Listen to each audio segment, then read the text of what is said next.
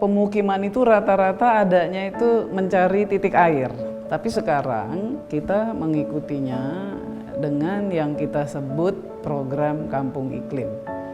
Yaitu program di mana masyarakat kegiatan-kegiatannya itu menyesuaikan dengan kondisi-kondisi ramah lingkungan. Sedikit mungkin menahan tidak membuat hal-hal yang membuat karbon itu keluar. Saya mendorong seluruh masyarakat kita, ayo kita kembangkan program Kampung Iklim. Selamat sore Sobat Hijau, bertemu lagi dengan saya Tasya Kamila di podcast Ngabuburit di Hutan.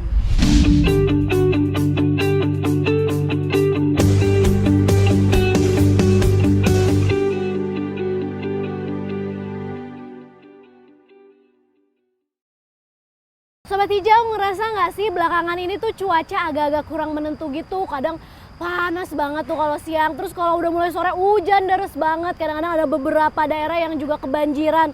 Wah, jangan sampai cuaca yang labil ini mengurangi semangat kita untuk berpuasa ya. Semoga amal ibadah kita diterima oleh Allah Subhanahu wa Ta'ala dan tentunya kita diberikan kesehatan selalu. Dan tentunya Sobat Hijau, dalam proses produksi syuting podcast Ngabuburit di Hutan ini, kami sudah menerapkan prosedur protokol kesehatan untuk pencegahan penularan COVID-19. Nah Sobat Hijau, tadi kan aku sempat ngomongin soal cuaca yang gak menentu.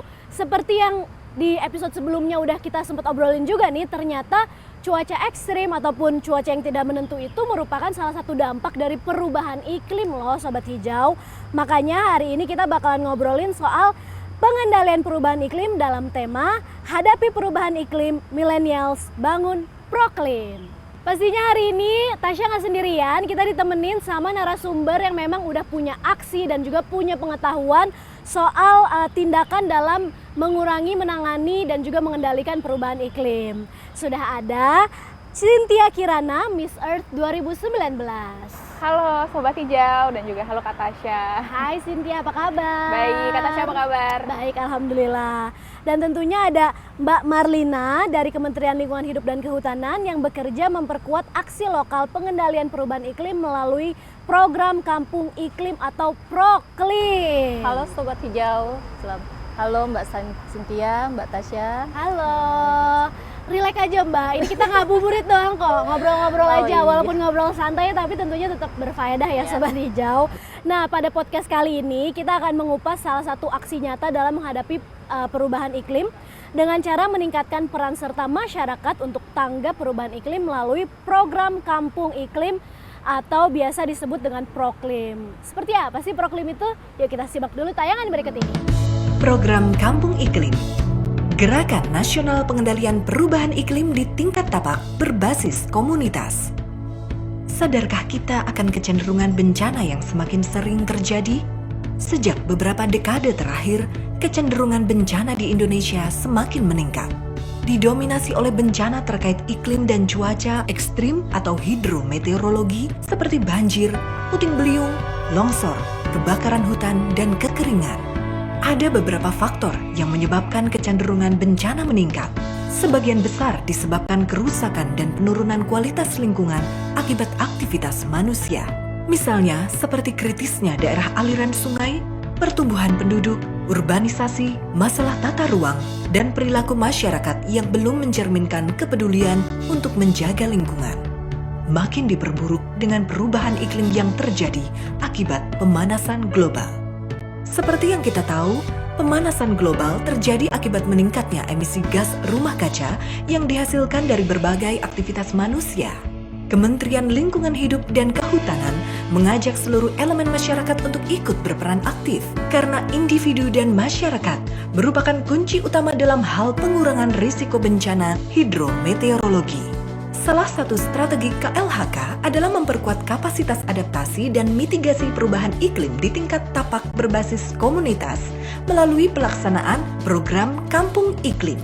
Undang-undang menegaskan bahwa masyarakat memiliki hak dan kesempatan yang sama dan seluas-luasnya untuk Untuk berperan aktif dalam perlindungan dan pengelolaan lingkungan hidup, masyarakat harus meningkatkan kepedulian terhadap perubahan iklim dan dampaknya yang dapat mengancam berbagai aspek kehidupan.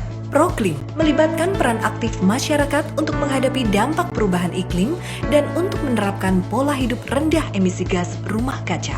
Proklim dapat dikembangkan pada wilayah administrasi minimal setingkat rukun warga atau dusun dan maksimal setingkat kelurahan atau desa atau wilayah lain yang setara seperti kampung adat. Selain itu, kampung iklim dapat juga dibentuk di wilayah yang masyarakatnya telah melakukan upaya adaptasi dan mitigasi secara berkesinambungan seperti perguruan tinggi, pesantren, dan paroki. Bagaimana cara mewujudkan proklim? Proklim dapat dilaksanakan oleh kelompok masyarakat yang sudah ada di lokasi setempat dan berperan sebagai kelompok kerja. Kelompok kerja proklim ini kemudian mengidentifikasi kerentanan, risiko, dan dampak perubahan iklim yang terjadi di lokasi setempat, dan juga sumber emisi di lokasi setempat. Hasil dari identifikasi awal kemudian dituangkan ke dalam profil kerentanan dan emisi gas rumah kaca. Selanjutnya, kelompok kerja proklim mengidentifikasi sumber daya manusia yang tersedia dan kebutuhan pelatihan. Dilanjutkan dengan merencanakan peningkatan kapasitas masyarakat. Bersama kelompok kerja, masyarakat merumuskan tujuan dan sasaran yang ingin dicapai dalam menghadapi perubahan iklim. Gagasan-gagasan yang muncul dituangkan untuk menyusun rencana aksi adaptasi dan mitigasi perubahan iklim, serta penguatan kelembagaan dan dukungan keberlanjutan.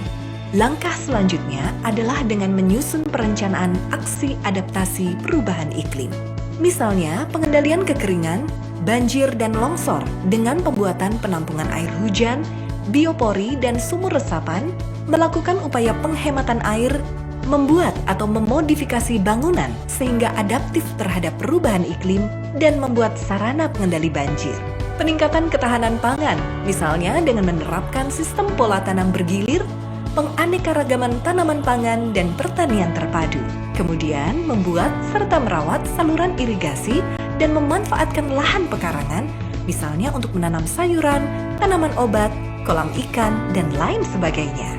Pengendalian penyakit terkait iklim dengan mengendalikan faktor penyakit, misalnya mengaktifkan peran jumantik dan melaksanakan 3M, serta menerapkan PHBS, sanitasi, dan penyediaan air bersih. Perencanaan aksi mitigasi perubahan iklim, misalnya dengan pengelolaan limbah padat dan cair, penggunaan energi baru terbarukan, konservasi, dan penghematan energi, melakukan budidaya pertanian rendah emisi, meningkatkan tutupan vegetasi, mencegah dan menanggulangi kebakaran hutan dan lahan. Perencanaan aksi adaptasi dan mitigasi perubahan iklim di wilayah pesisir, yaitu dengan penanganan atau antisipasi kenaikan muka air laut, rop, intrusi, abrasi, ablasi, erosi akibat angin, dan gelombang tinggi, pembuatan struktur pelindung buatan, dan mata pencaharian alternatif. Selanjutnya adalah pelaksanaan rencana aksi-aksi tersebut.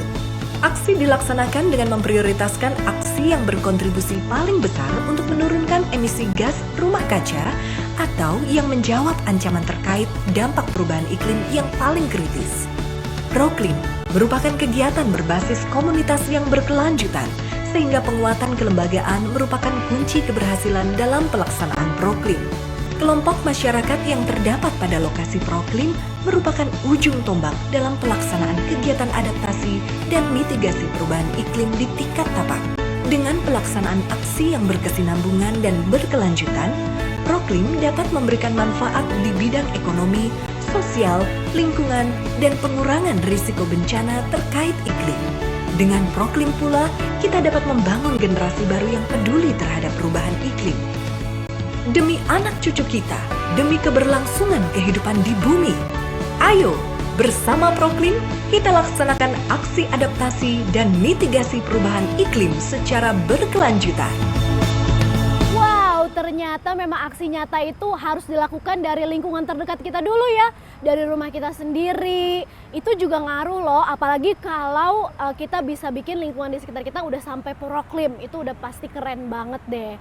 Sekarang kita ngobrol-ngobrol yuk sama narasumber kita. Yang pertama, aku mau ngobrol dulu nih sama Cynthia, seorang Miss Earth. Pastinya di rumah udah mulai menerapkan green living dong ya. Boleh dijelasin nggak ke Sobat Hijau kira-kira gerakan apa aja sih atau kebiasaan ramah lingkungan apa aja sih yang udah kamu terapkan di rumah?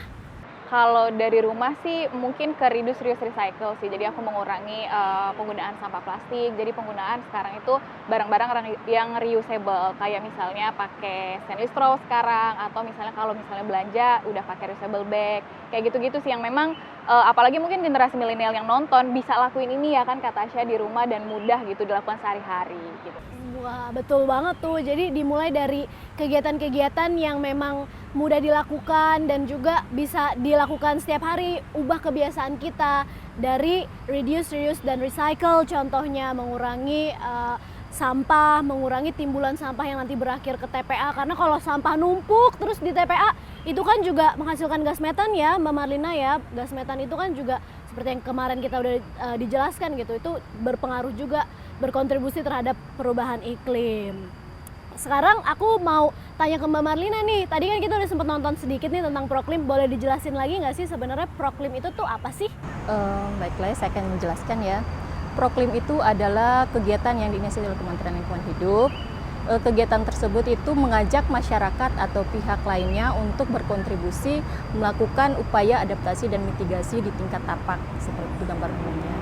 Dan kalau untuk Proklim sendiri itu Proklim kalau didengar seperti kata bunyinya seperti program kampung iklim yang kegiatannya itu dilakukan di kampung ya.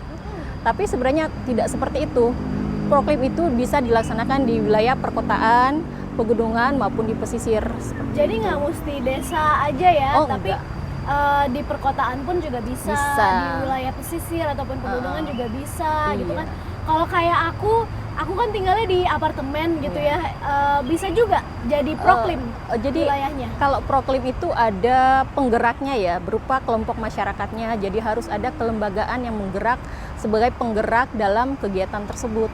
Oke, jadi prosedurnya kayak gimana tuh Mbak? Jadi Proklim itu ada kelembagaannya ya, atau kelompok masyarakat. Oke, itu bentuknya organisasi kah, organisasi mungkin bisa yang digunakan itu bisa kelompok bank sampah atau kelompok-kelompok lingkungan yang lain yang ada berada dalam suatu lokasi tersebut.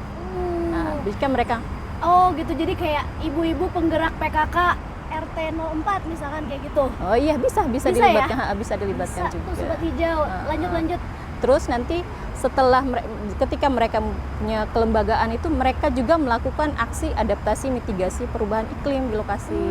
Jadi aksi adaptasi dan mitigasi perubahan iklim. Gimana tuh adaptasi dan mitigasi? Maksudnya apa sih? Oh gini, kalau adaptasi itu merupakan suatu upaya untuk menyesuaikan diri terhadap dampak atau akibat yang ditimbulkan terjadinya perubahan iklim bumi. Seperti itu contoh ringannya ya. Ketika kita musim kemarau atau ketika kita kepanasan, pasti kita beradaptasi dengan menggunakan kipas angin. Contoh kecilnya aja.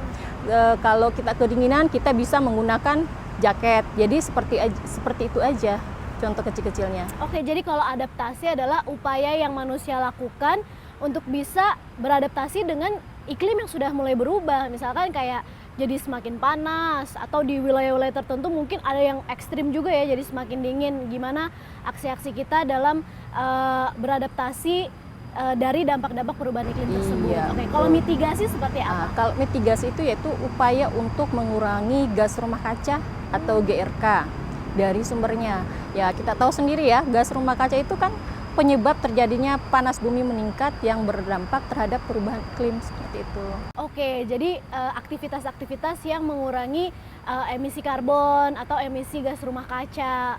Mungkin satu kampung itu atau satu wilayah itu udah melakukan efisiensi energi gitu ya, sehingga karbon footprint-nya tuh menurun. Itu juga termasuk ya kegiatan-kegiatan yang masuk ya ke dalam Proklim itu.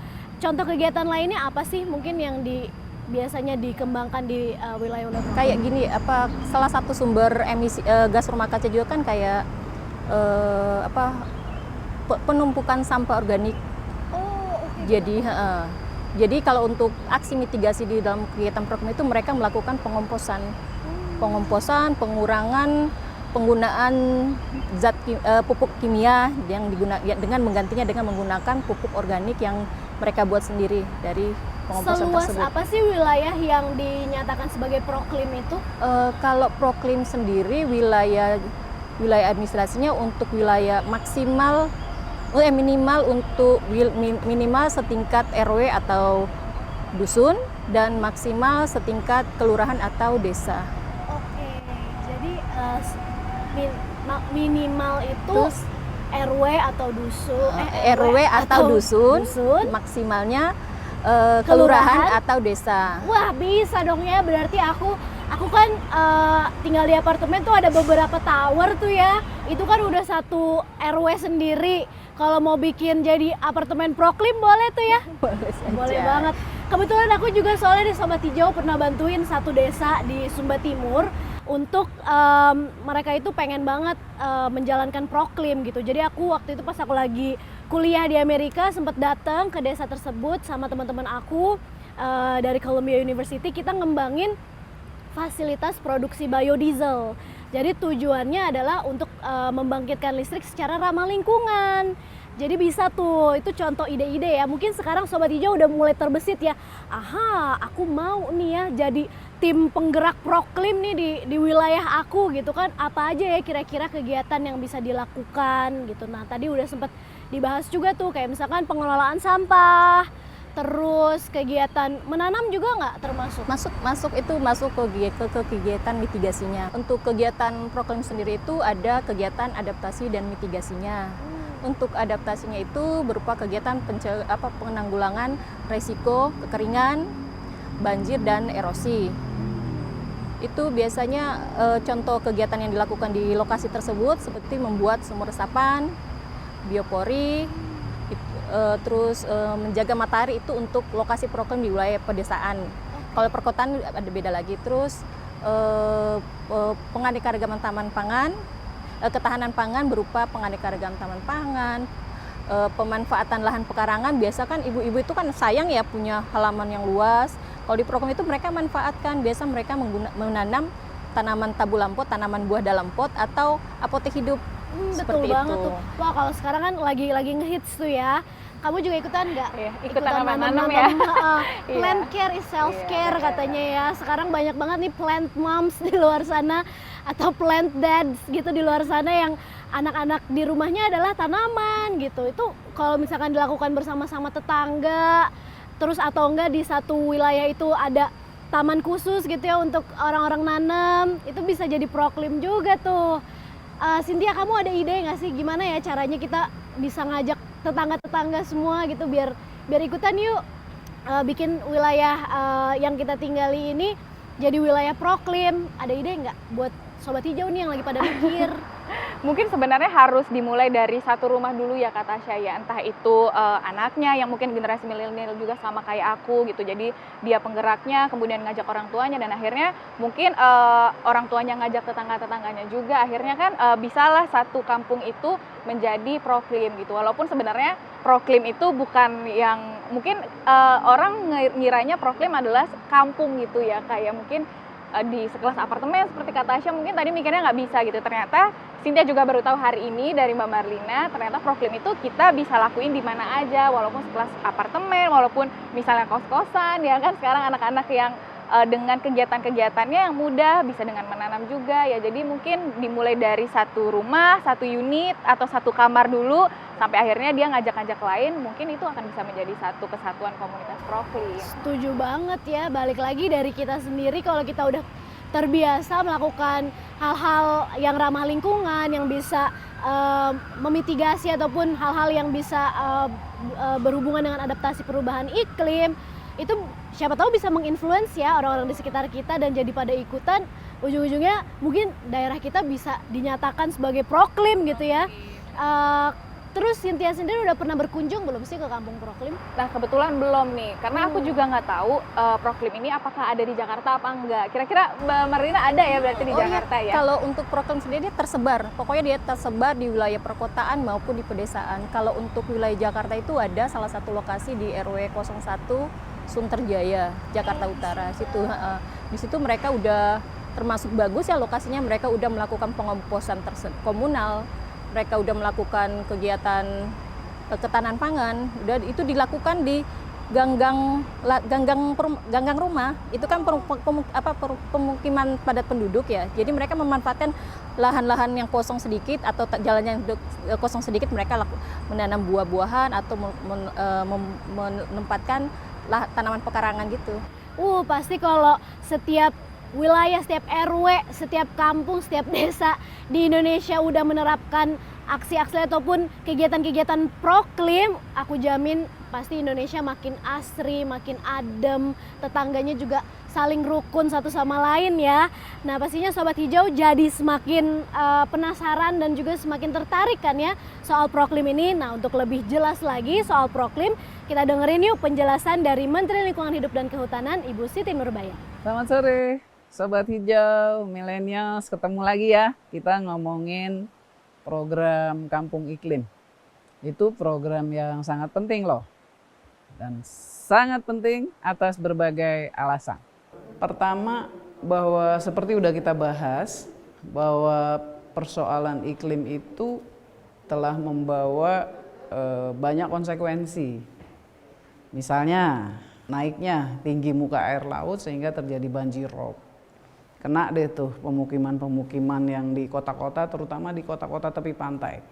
Dalam sejarah peradaban dunia dan katakanlah terutama di Indonesia, itu pemukiman itu rata-rata adanya itu mencari titik air atau water point. Oleh karena itu dalam catatan kita 40% wilayah pemukiman Indonesia itu adanya di tepi-tepi perairan. Jadi ada di tepi sungai-sungai besar, ada di tepi laut dan lain-lain. Nah, oleh karena itu apa yang harus dilakukan? Yang bisa dilakukan, dan sebetulnya dari zaman dulu juga manusia menyesuaikan dengan situasi yang ada. Tapi sekarang kita mengikutinya dengan yang kita sebut program Kampung Iklim, yaitu program di mana masyarakat di dalam kehidupan sehari-hari, di dalam kegiatan-kegiatannya itu menyesuaikan dengan kondisi-kondisi ramah lingkungan. Artinya apa?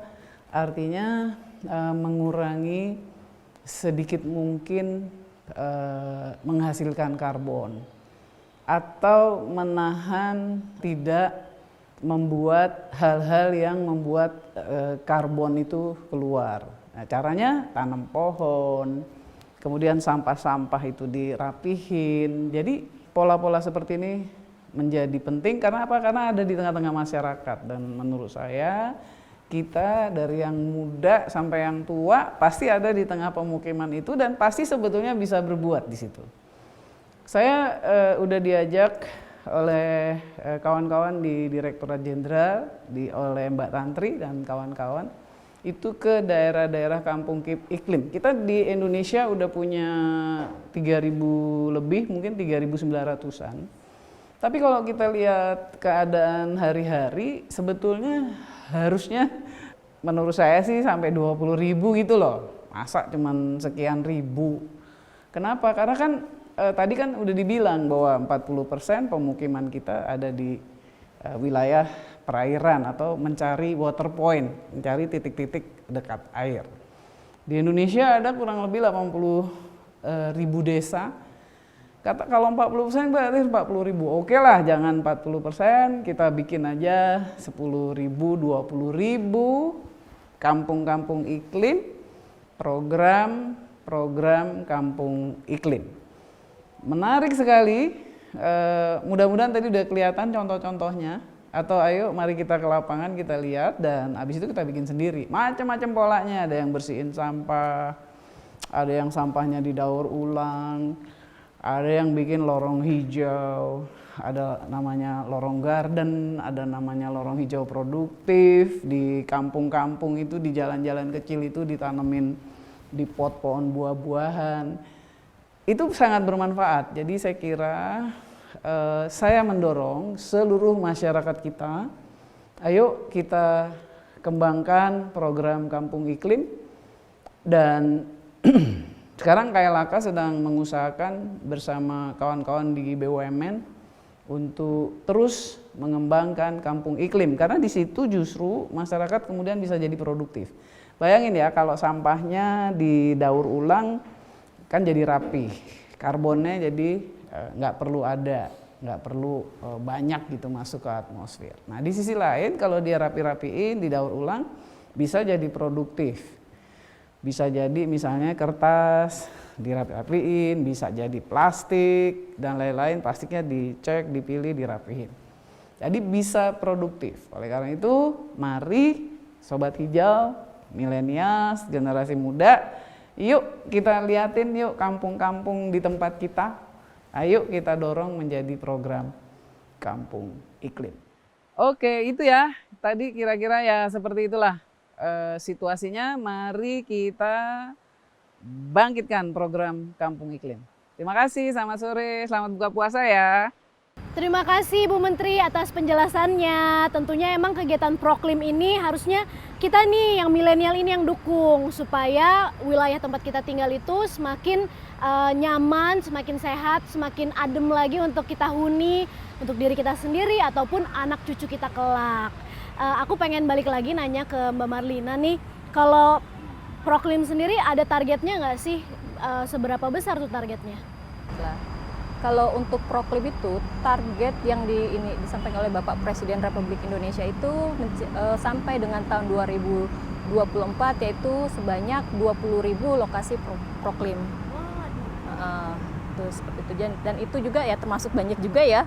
Tapi kita sejauh ini kita masih terus melakukan koordinasi dan dengan berbagai pihak, entah itu dari Pemda, pemerintah daerah, dunia usaha dan juga LSM dan perguruan tinggi. Kami terus melakukan itu. Ada nggak sih strategi khusus untuk mencapai target tersebut, Mbak? Strategi khusus mungkin kita masih sejauh ini kita melakukan pendekatan ya, pendekatan terhadap masyarakat, memperkenalkan program itu apa, tentang terus dampak-dampak apa yang manfaat apa yang dilaksanakan Proklim seperti itu. Itu aja sih sejauh ini kita melakukan edukasi lingkungan melalui media ya, seperti itu. Oke, Sobat Hijau setuju nggak kalau di wilayah tempat tinggal kalian dijadikan Proklim? Yang setuju ayo coba komen di bawah, kira-kira apa aja nih kegiatan yang mau kalian idekan untuk dilakukan di wilayah kalian tinggal supaya wilayah tersebut bisa jadi Proklim. Cynthia, gimana sih cara milenial, anak-anak muda mendukung Proklim ini?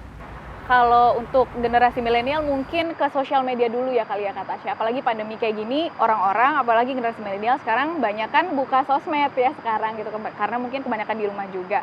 Mungkin dengan posting foto-foto atau share foto-foto tentang Proklim. Kayak gimana sih foto yang dimaksud dengan Proklim itu, seperti apa bentuknya mungkin, atau informasi apa aja yang bisa dilakukan generasi milenial di rumah gitu, yang bisa dilakukan berkaitan dengan Proklim. Atau bahkan Proklim ini kan juga punya channel YouTube-nya ya Mbak Marlina ya, mungkin juga bisa Instagram-nya juga ada, mungkin diposting mengenai itu sehingga generasi milenial juga bisa aware, oh ternyata ada Proklim gitu, oh ternyata orang tahu Proklim itu apa, akhirnya sudah tahu aksinya seperti apa, mungkin mereka akan melakukan aksi nyata gitu bersama komunitas-komunitasnya atau tetangganya. Mungkin itu sih Kak yang Oke, jadi dari sosial medianya dulu nih dipakai buat hal-hal yang berfaedah ya, kayak cari informasi soal Proklim, terus juga kalau ngelihat kegiatan-kegiatan yang memang mendukung aksi mitigasi ataupun adaptasi perubahan iklim, ya udah mungkin bisa di-share juga di sosial media, siapa tahu jadi semakin banyak yang terinspirasi dan tergerak untuk menata kampungnya, desanya, wilayah tempat tinggalnya menjadi Proklim. Wah, Sobat Hijau, menarik banget ya bahasan kita di Ngabuburit di Hutan kali ini, bahwa ternyata aksi nyata untuk pengendalian perubahan iklim itu harus dimulai dari diri kita sendiri, harus dimulai dari kampung kita sendiri. Upaya bersama menjaga kelestarian alam itu tentunya tidak lepas dari perintah Allah Subhanahu wa Ta'ala seperti yang tertuang dalam surat Al-A'raf ayat 130.